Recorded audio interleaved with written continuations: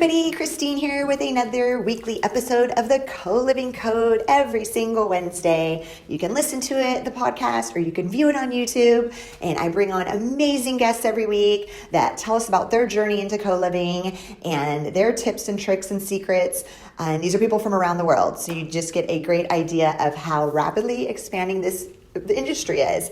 And so I'm excited this week because I bring on Maria, who owns Restation out in the Gran Canaria Islands.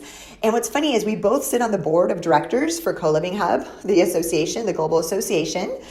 Quick plug, the big conference is the end of April in Los Angeles, so make sure you guys mark your calendars for that. And you could go to colivinghub.co for more information. But yeah, me and Maria, we've been working on the board together for over a year. I just hadn't got her on the show yet, so we finally did this week. She is amazing, tons of energy, so passionate about this industry. And, her background in travel, working in travel goes back to 2007. So I'll read you her bio and we'll launch right into this week's episode. So she launched a travel company back in 2007 at the age of 18 and scaled it to a national level tour operator in Russia with 5 office locations and an 8-figure business, serving thousands of students annually and working in several different countries. While working on the business, she frequently ran away to work remotely and pursued volunteering and community opportunities all around the world, from Nigeria to Costa Rica. And the thought of living wherever she wanted and sharing her life with people she enjoyed the most became very sticky. So in 2015, she did her MBA at IE Business School in Madrid and decided to pursue this nomadic idea even further and started a co-living space in the Canaries. In 2016, Restation Coliving opened its doors. And since then, it's grown from 1 to 4 properties and has hosted over 1,300 nomads as residents. In 2017, she co-founded Nomad Train travel initiative together with 2 fellow nomads and Restation residents. Nomad Train brings a bunch of digital nomads across Russia from Moscow to the capital of Mongolia and goes annually. Restation is a perfect year-round urban beach destination co-living for digital nomads. They're a strong community bringing together remote entrepreneurs and remote workers. And the strong part of their community is that it's mostly women. It's 60% females.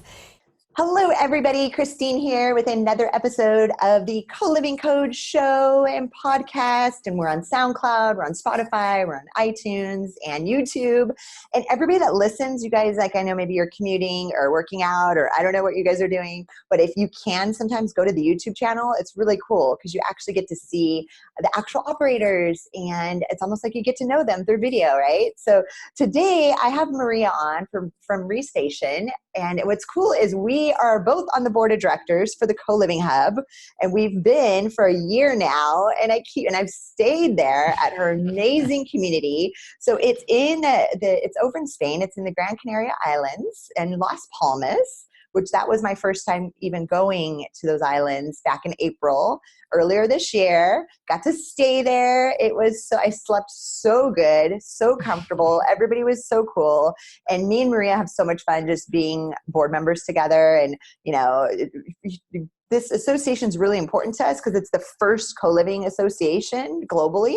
And it just been so much fun creating that together with the other board members. So welcome to the Co-Living Code show, Maria. Thanks for coming on. Thank you so much for having me, Christine. Such a pleasure to be here. And it's always lovely to see you, not only on the board meetings, not only at Restation when you visit, but also online.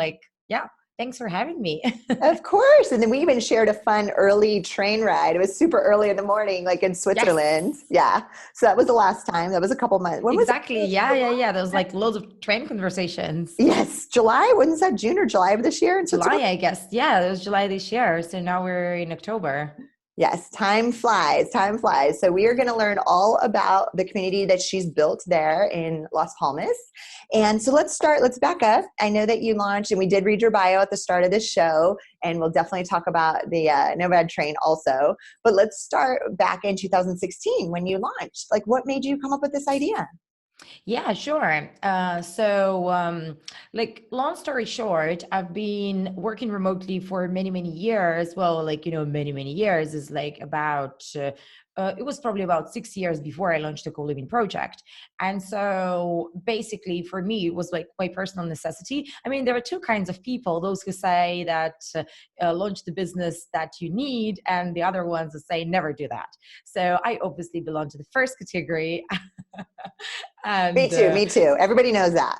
Yes, yeah, exactly. And so basically, I really wanted to pursue my passion project and surround myself with cool people that I just want to hang out with. And since there was no such a space that where I could just, like pay for membership, I was like, all right, let's create this space and let's make it in the like geographically in a place that I would really want to live in, because I literally had no, like I had no restrictions. I had nowhere to like go specifically where somebody would be waiting for me. So it's like, all right, let's pick a point on the world map. And like since I have a little bit of consulting background, I scored my top 10 locations.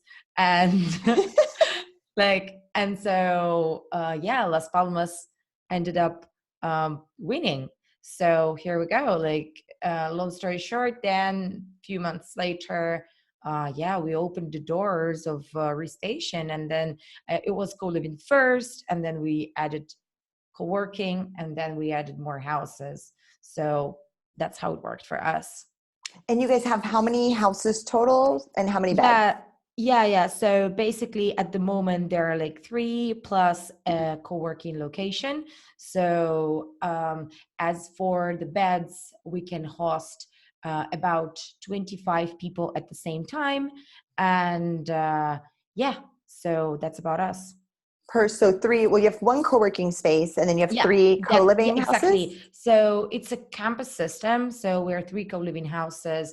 They are all within about 5 minute walk from each other and the co-working space. And the co-working space would be like kind of in the middle. So it's the center of gravity where people would come to hang out, where we host events. It's still like very small. So it's not like, we're in a small place. I mean, Las Palmas is, it's a town, right? But yeah, like it definitely is something that works for our community in terms of like giving it the right feeling of being like still family rather than like huge corporation. So that's kind of a more, yeah, family community vibe. No, and I definitely felt that. You guys had like a little cute note when I arrived. It was so sweet. I love that. And so so what's the population there again at Las Palmas? Yeah, so Las Palmas is about 400,000. Well, not more than 450. Yeah, thousand. So like under half a million people, and the island is under a million. Yeah, and it's crazy. There are so many co-living spaces. I mean, like we were one of the pioneers, and yeah, I was just counting the other day. Nowadays, there are more than 10 co-living projects. And yes, and that's not counting the number of houses. And So that is it because I feel like Las Palmas is becoming such an incredible like nomad destination. Is that what's it happening? is, yes, it is definitely. I mean, there are several people like that are definitely pushing this movement, and it's amazing. But yeah, and also like it definitely pushes for more co-living spaces, and some of them are genuine co-living spaces, and other ones are riding the co-living wave. And like we definitely see it happening here. That like just the typical touristic accommodation would put a co-living title, that is like literally happening, and will be like no English speaking staff, no like staff at all, because it's just an apartment, and it would be still called co-living. It's just like a trend here. It's like definitely like digital nomad destination, definitely co-living destination, but but I think people know, like those who actually are looking for co-living, it's not difficult to distinguish like something, it's just very easy to understand what it is and what is not. Oh, for sure. And I think more the reviews are the people are gonna write Yeah, reviews yeah, no, that are like, wait a so minute, easy. this is a hostel, this is not co-living, and there's no Yeah, community, yeah. and Or there's yeah, or something else, or it's just yeah, or exactly, or this is just like a house that you get all for yourself, and there's no community, and there's just like no people. it's like an Airbnb, and they're just saying Yeah, it's yeah, that co-living. happens a lot. Hmm. Oh, very interesting. Oh my gosh. No, I knew, but even back in April when we were there, that you said new ones were starting to open up. Um, Yeah, yeah, yeah, exactly. Now, like there's yeah, like many just like rental operators converting into co-living, but they don't necessarily understand what that means, because there's like huge knowledge gap, right? And the whole category of co-living, it just, I mean, it doesn't exist yet. And so even when people are really like genuinely, like wanting to create a co-living concept, they don't necessarily always understand what it entitles. yeah. No, and you're So, always so sweet. Yeah. You were giving people tours, like even people that oh wanted yeah, to yeah, yeah. We always happy to show everybody around. yeah, you're like Oh, giving people tours. but the best one was last week. Actually, it was when one of the like local co-living operators literally called my manager and asked her if he can send his new managers for training to us. Hopefully they're No, listening to like, the I mean, episode. like, That's I swear hilarious. to God, that literally happened. That literally happened because we were like, yeah, we were in touch. We were like, yeah, sure, co-living is awesome. And then he was like, like trying to push it even like one step further. Like, how about like I send my manager now, and like, I can even pay for her using your space.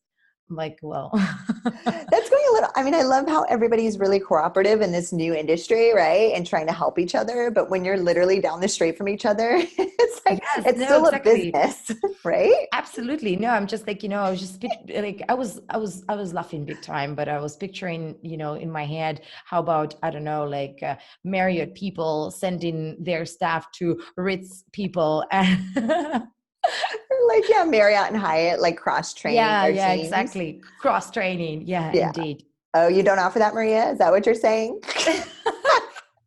Oh Oh boy. man. Oh No, my God. it's really interesting. Yes.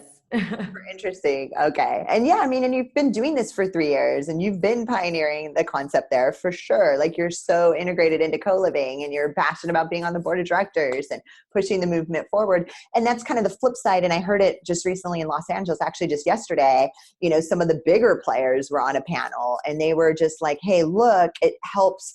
Like we kind of like watching everybody grow because then it helps us grow too, because we're pushing this huge movement globally. And so it's like, the rising tide lifts all boats.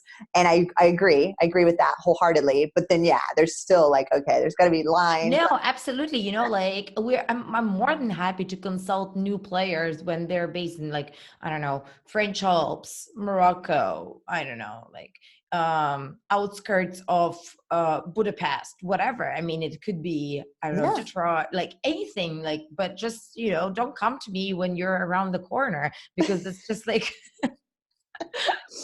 Oh my gosh, that's funny. I Have you mean, we ever, have the Skype calls all the time with people that are just starting up or people that are considering doing something.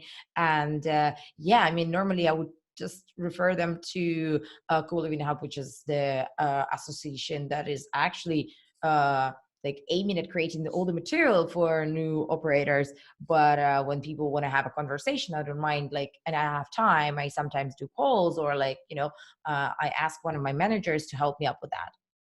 yeah, Sure, that we makes sense definitely for want sure. it to grow better For for sure. everyone.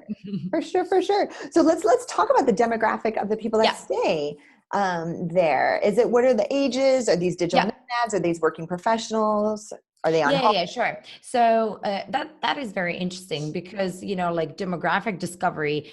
I mean, it's a process for me, like, and it's still happening because we're always like research who are these people that are staying at ours, why do they choose us, and like what's going to happen next, like who's our next guest like in 2 years time, because this is it's very unique, right? Like, so the profiles of the people, they're not only like millennials, they're just like something specific. There's something specific about them that pushes them to our geography and then to our place. So basically, the majority of people that stay at ours are remote workers and freelancers.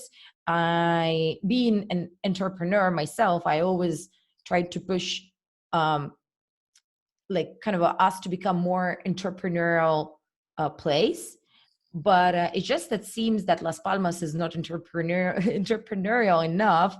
So being like a cheaper destination, it typically attracts those who are just starting up as nomads, and those who really want to keep their cost of living low. So that would typically be, I'd say, yeah, freelancers with like less stable paychecks. And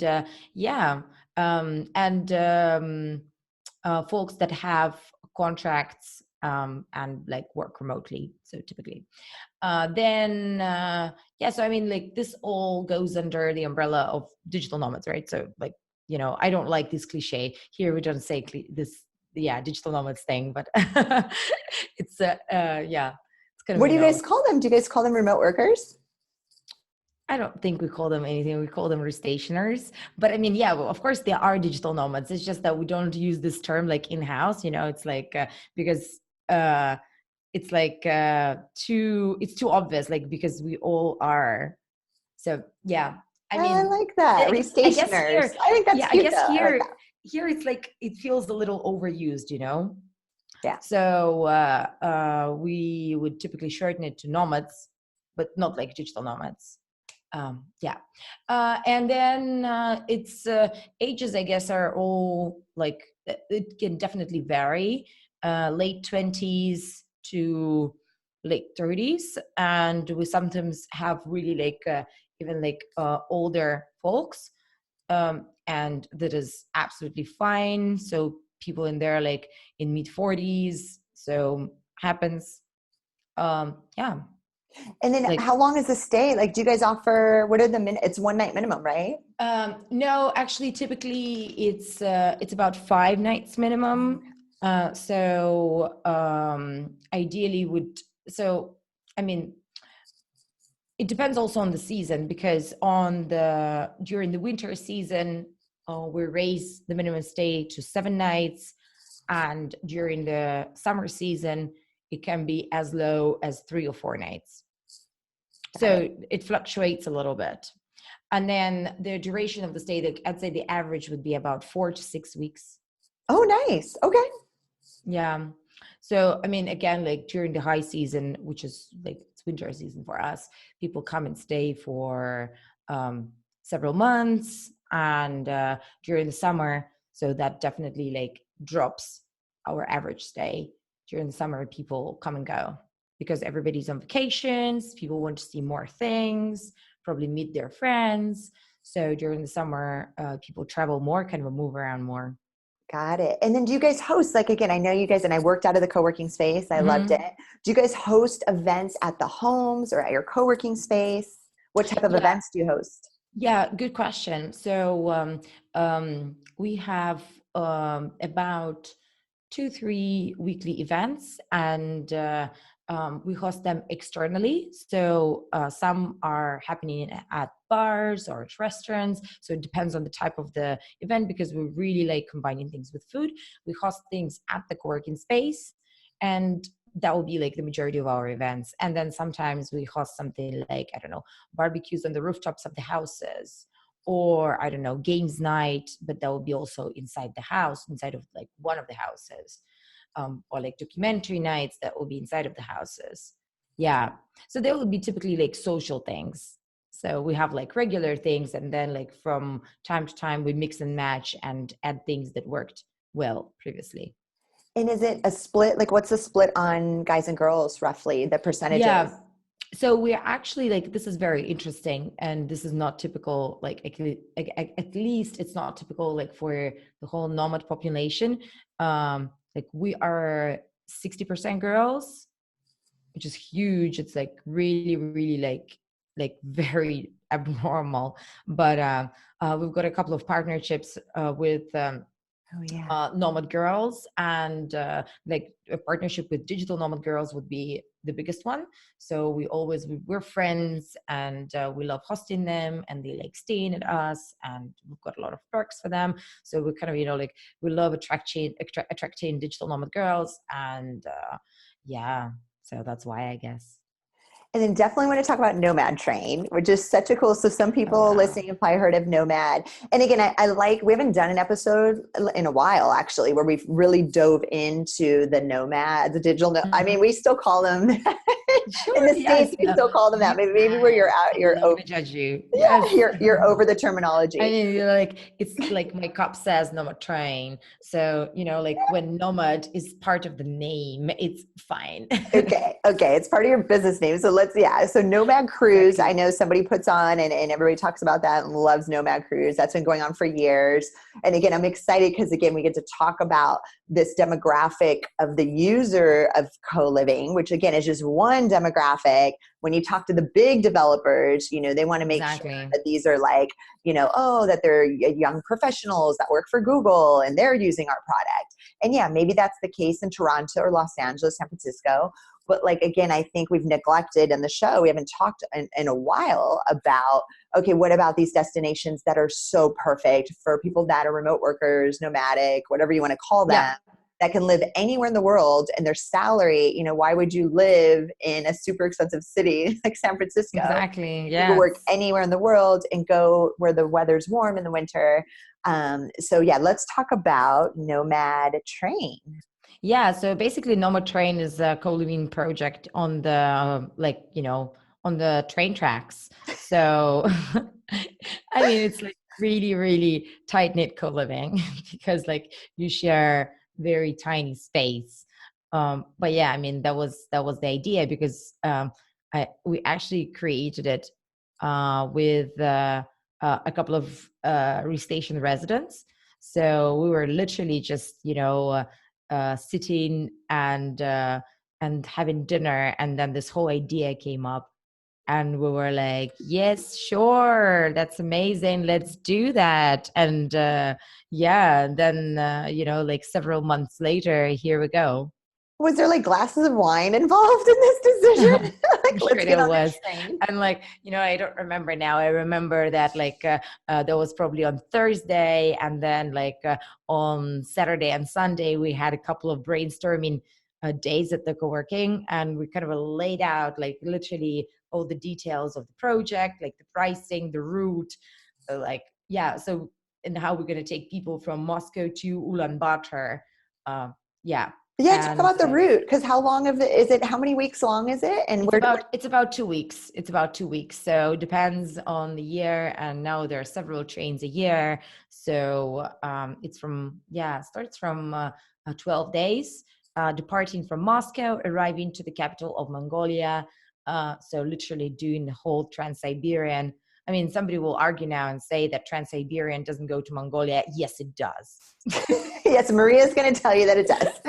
So like, I'm almost a professional train planner. So Wait, you guys are doing 7 a year, and you've been doing this for how many? A couple years? How no, many? there are several, not seven yet actually, but I don't have the routes for 2020 planned yet. So yeah, so we'll see how many we get to run.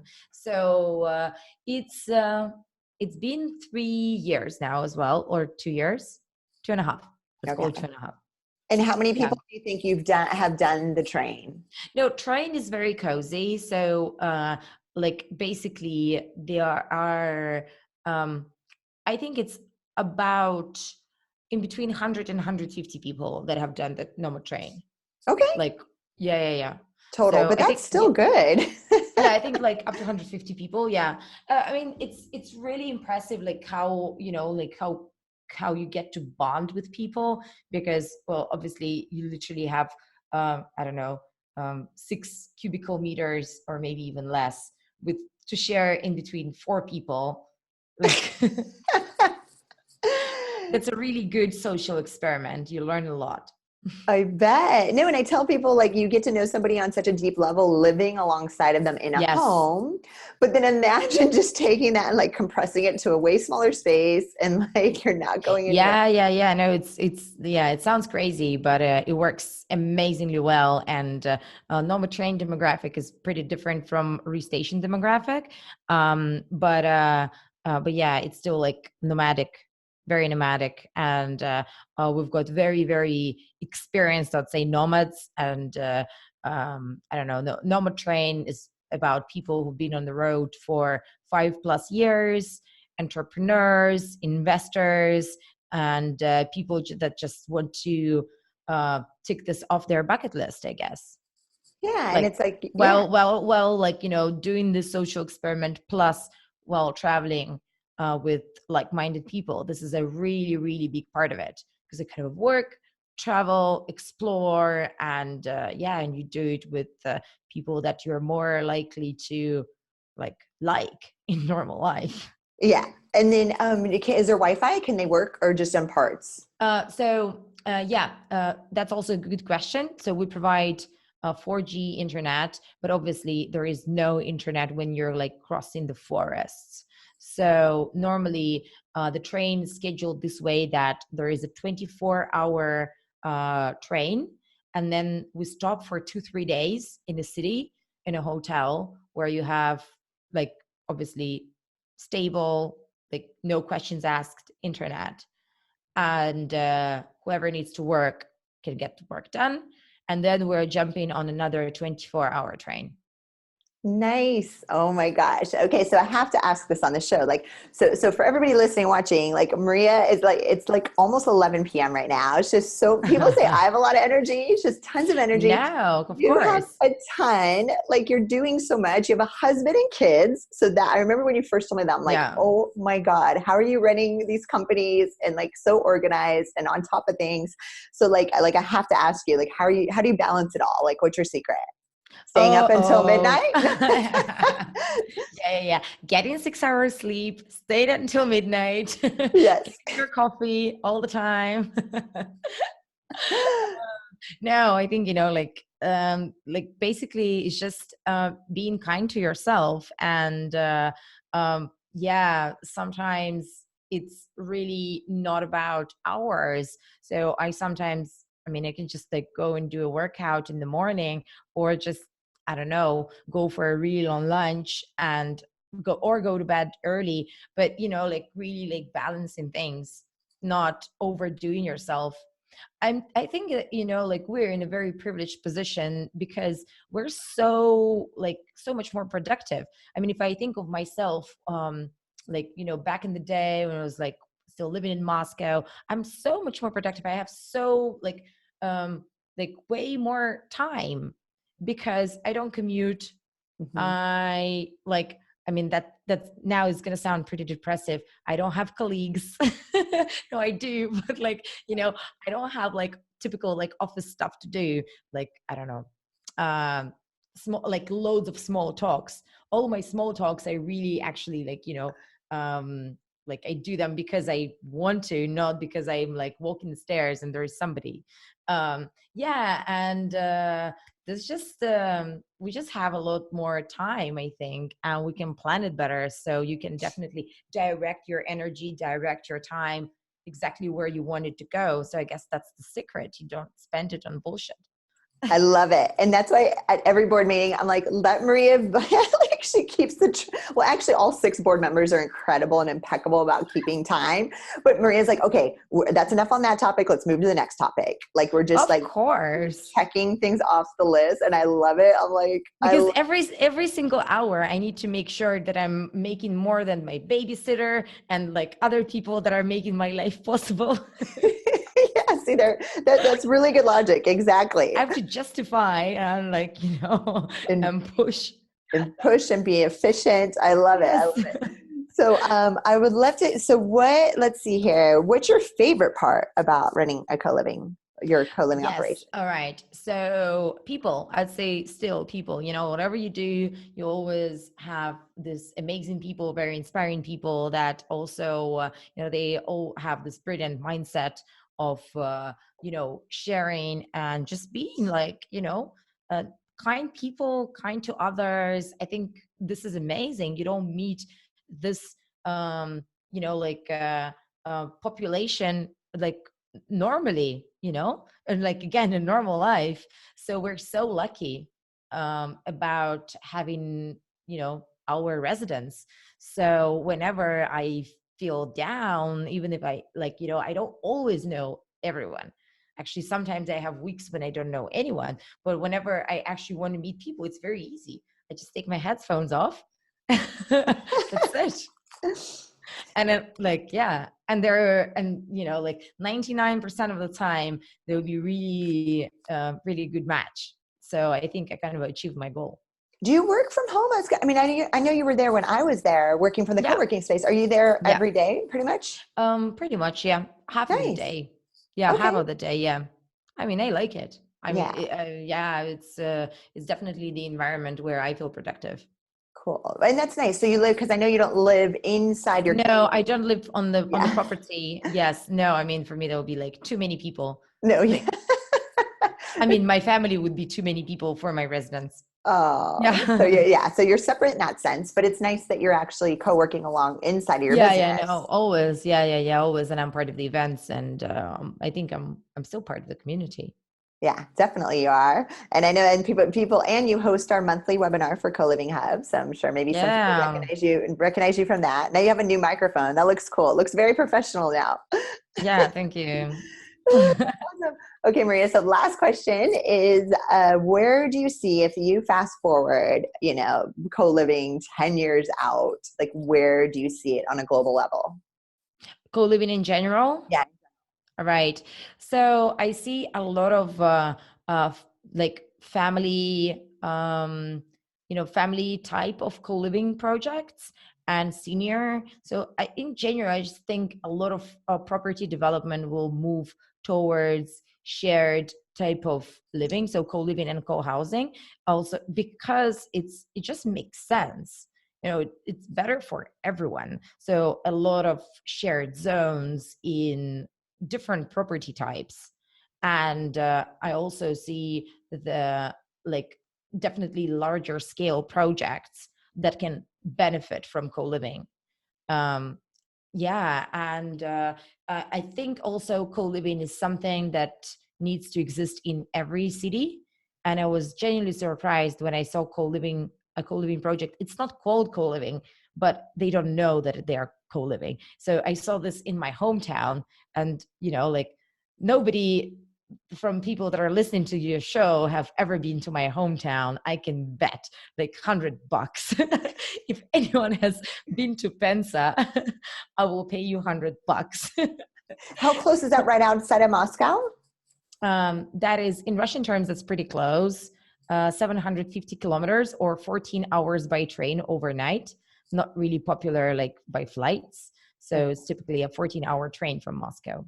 And you said there's So co-living there now, yes, there is a co-living right now. but they're There is not a calling co it that. They're not calling it, but I've been there. It is a co-living project. What I are mean, they it's like calling it?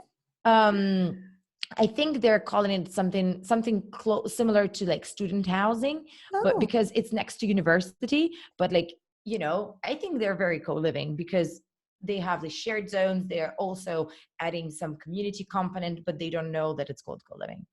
Oh, that's awesome. So that's really exciting to see it getting spread into these Yeah, other, yeah, like, yeah. So I think that every town and every city has space for, for co-living. And that's where I see it in 10 years time, that there also, there will be like co-living communities for different types of people, for like women, seniors, families, and there's space for it in so many geographies. I mean, it doesn't have to be in like co-living destinations.